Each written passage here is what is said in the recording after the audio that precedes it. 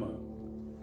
So what was the purpose of the first slaves? Like how did, like when it first started in 1619, when they first came to America, like what was, England was behind it all? No. What was the deal with that? It wasn't England. Okay. 1619 was the Dutch. Okay. I used to work with Dutch people, you know. Sam is Dutch. Yes, you know that Dutch. Yeah. Yeah, we come out I work with the Christian Reform. Right. But I mean, that's over. But they were the first settlers to New York, 1619. And the Reformed Church of America has the oldest churches going back to the 16th century, because they were the first settlers into the States, and they started the slave trade.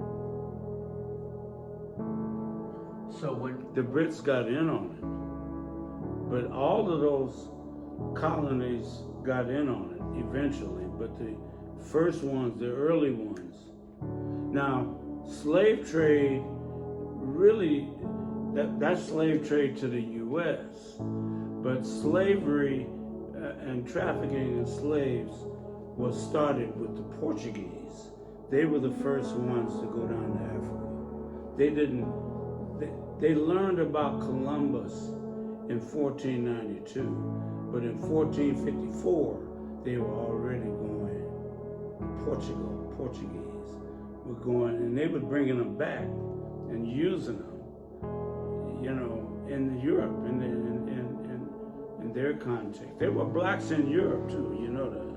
Yes. But there wasn't a lot of them, but they were brought back in. Some of them assimilated. Something that Dr. Hampshire brought up yesterday was that he's pretty dogmatic about this topic. But we should be thanking America because America stopped slavery worldwide. So yes, we had American slavery, but when we abolished slavery, when we stopped slavery, hypothetically or parenthetically. Well, I hate to disagree with him, but I don't know if that's exactly what his point was, but can you speak on that at all? Like when we stopped slavery, what did it do for the world? Okay, the Brits stopped first. So 1875 was Abraham Lincoln. 1840. Okay, the Brits did. Great Britain stopped first. Okay. So that's William Wilberforce. So you got to read about Wilberforce and how he got in on the inside and brought that to a stop. And he also stopped children working in mines. They built coal mines with tunnels this big because the Irish orphans were the ones that worked in it, not Refrigerator Perry. Irish orphans. Right. And so that was totally exploitation. But that's Christian influence, real Christian influence, to abolish slavery. He got the kids thing first, and then he did that. America was second. But when America stopped in 1865. 75. No. Is it 65? Okay, yeah, okay, I'm sorry. No. But Brazil continued to have slaves all the way into the 1880s. And the Dutch provided. Okay, so Sam needs to know that. If he didn't know it, he needs to ask. I'm sure he knows. He needs to ask Claude Mariottini, because Claude Mariottini comes from Brazil and he knows the truth. But those slaves in Brazil were brought in by the Dutch. All of that.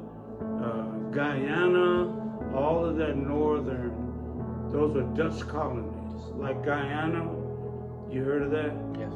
Yeah, this is where, what's his name, that cult guy set up his commune there. So when Abraham Lincoln finally stopped slavery, how was that received? That's when the American Baptists broke off from the Southern Baptists. Like as far as that, when The American Baptists broke off from the Southern Baptists. How did that when happen? the Civil War started. Okay. So that's it. And they were enemies. They were fighting soldiers on opposite sides, and theologically they were on opposite sides. And so was that the official time when the Southern Baptists were started? Right then, from the American Baptists? Like I'm just trying to find out. Oh well, you got to read Southern Baptist history to. But it's pretty much around that time.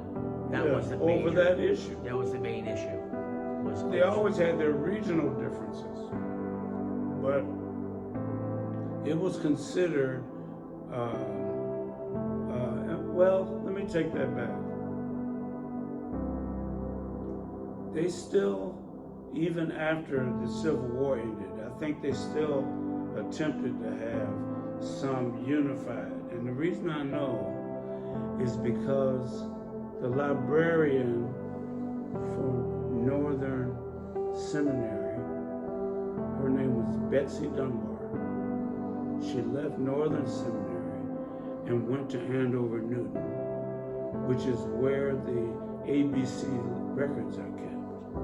Okay, and she said we were just talking on the phone because we knew each other, and she says, "Bob, you need to come here because I could show you something and you could write a book about it." I said, "What is it?" She says, "I have the church records of Southern Baptist churches, the churches in the South."